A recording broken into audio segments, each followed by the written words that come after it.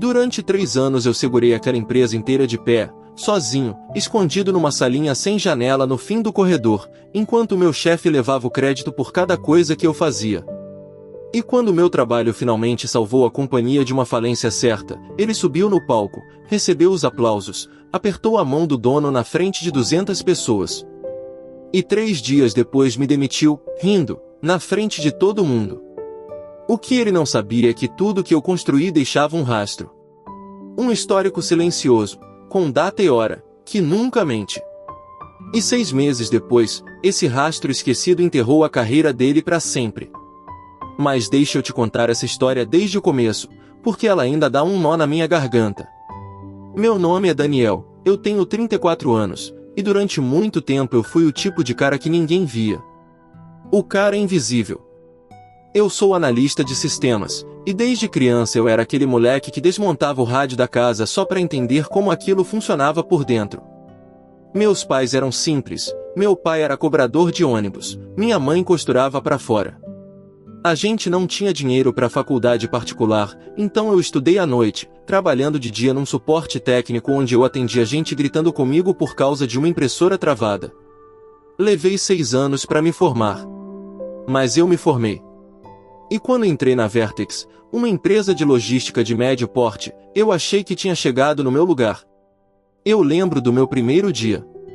Camisa passada pela minha mãe, sapato meio velho mais engraxado, o coração batendo forte. Foi nesse dia que eu conheci o Cláudio.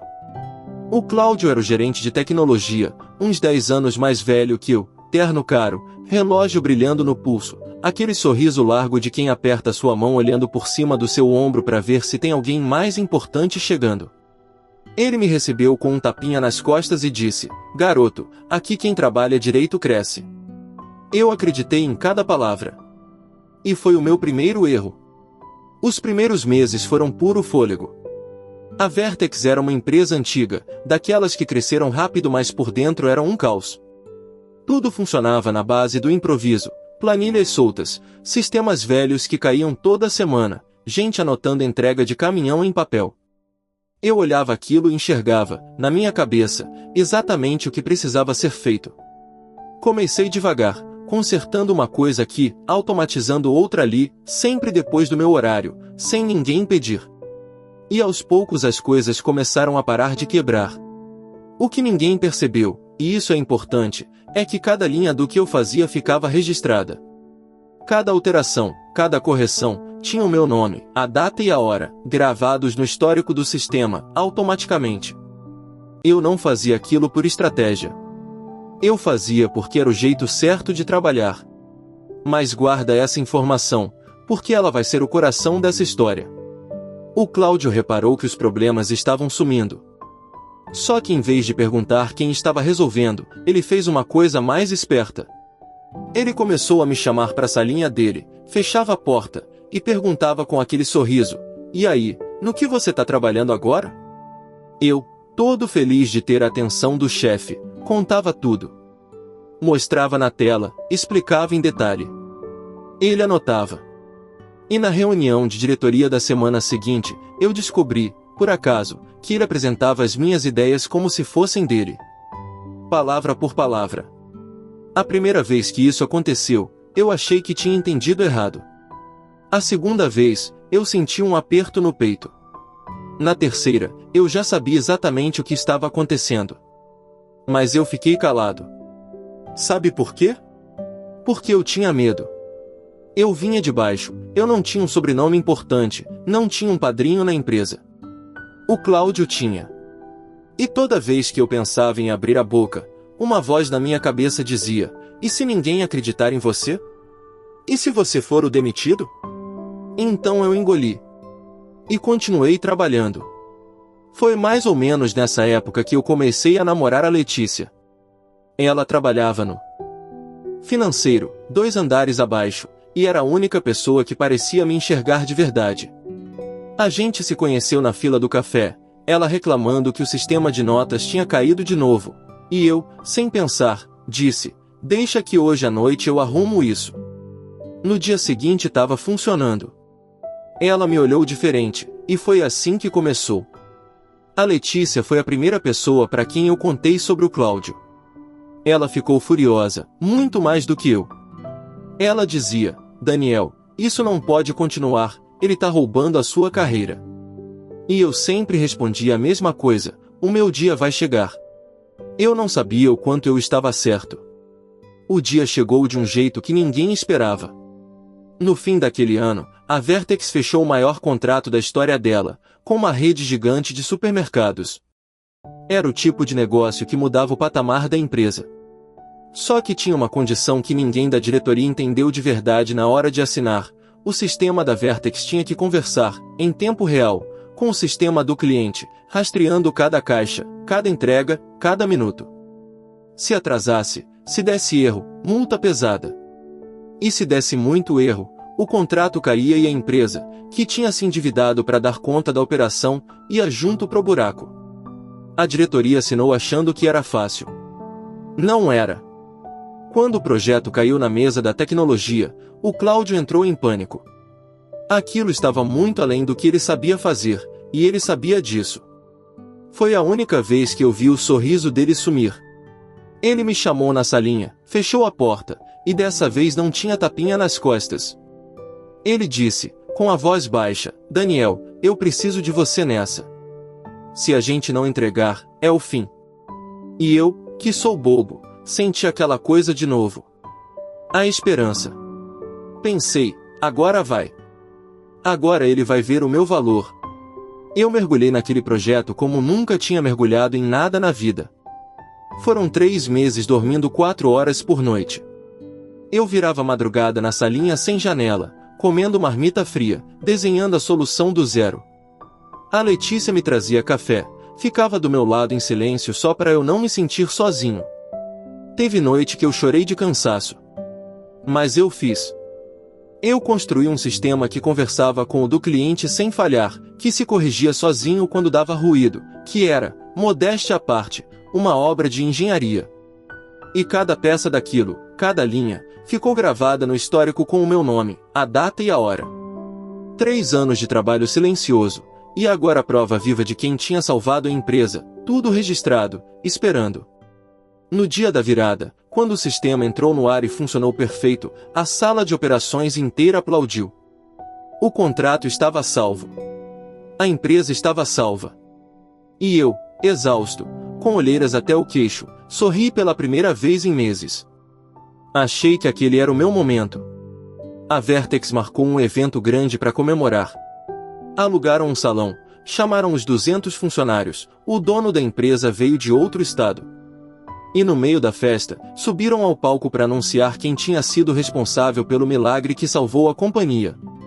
Eu estava lá no fundo, de camisa passada de novo pela minha mãe, a Letícia segurando a minha mão, o coração quase saindo pela boca. E então o nome foi dito no microfone.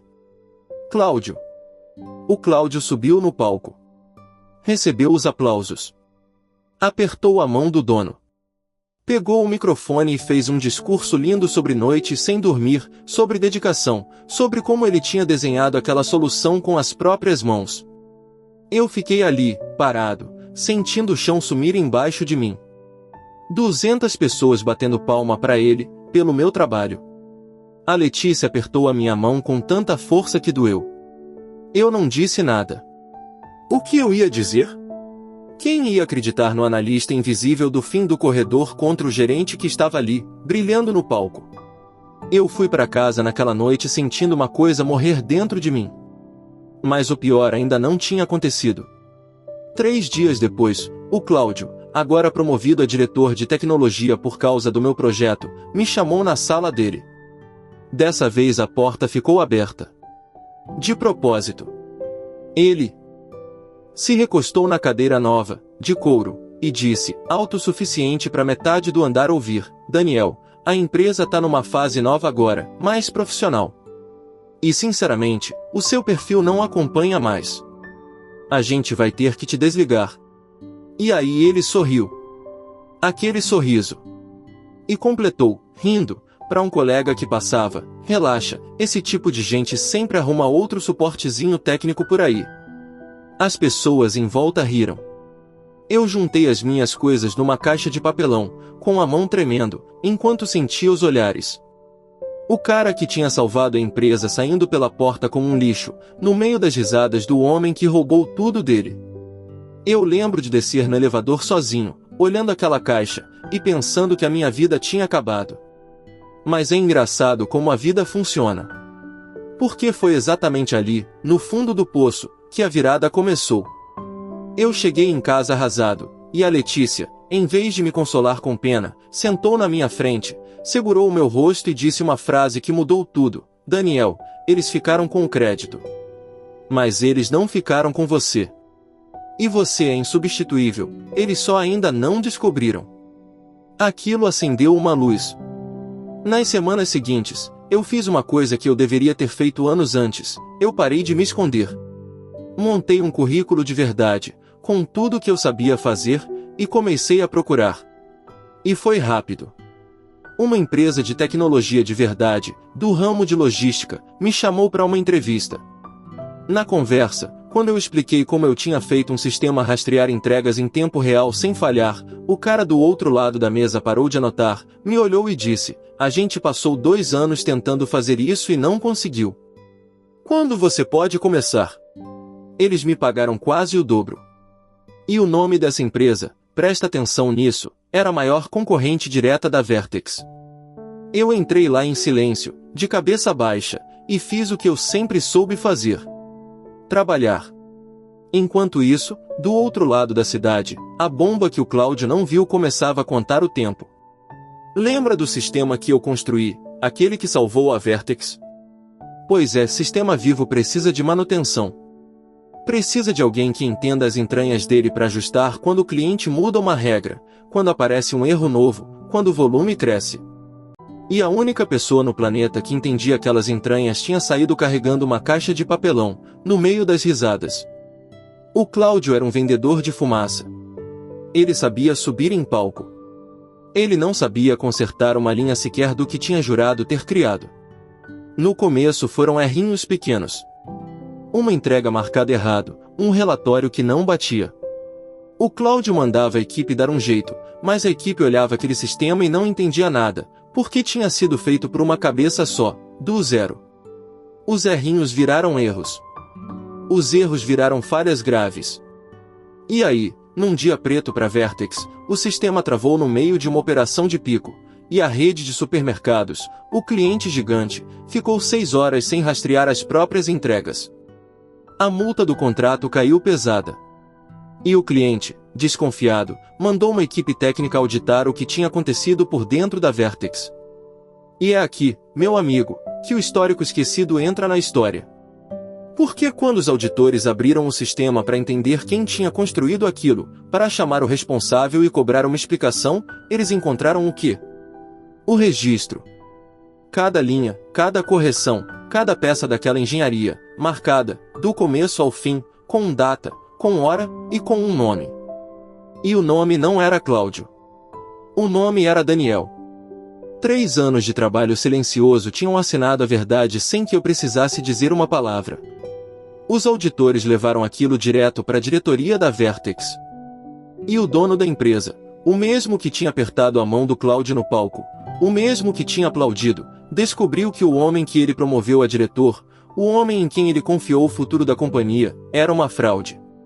Que tinha roubado o crédito de um funcionário, mentido na cara dele, na frente de 200 pessoas, e ainda por cima demitido a única pessoa capaz de manter a empresa viva. Eu soube de tudo pela Letícia, que ainda trabalhava lá. Ela me ligou numa noite, a voz embargada, e contou que tinham chamado Cláudio numa reunião fechada. Que ele tentou mentir mais uma vez, dizer que o registro estava errado, que era um detalhe técnico. Mas dessa vez não tinha palco, não tinha sorriso que salvasse. A prova estava na tela, fria, com data e hora. O dono mandou ele sair naquele mesmo dia.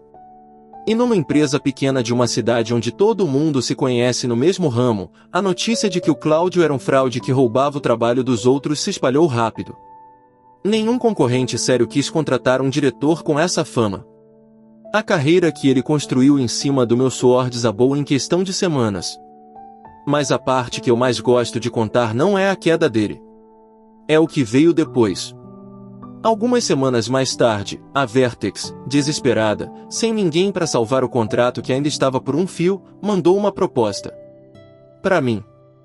Eles queriam que eu voltasse, com salário de diretor, sala com janela, tudo. O mesmo dono que me viu sair com uma caixa de papelão me ligou pessoalmente para pedir desculpas. E eu, sabe o que eu fiz? Eu agradeci, com toda a educação. E disse não. Porque eu já estava na concorrente.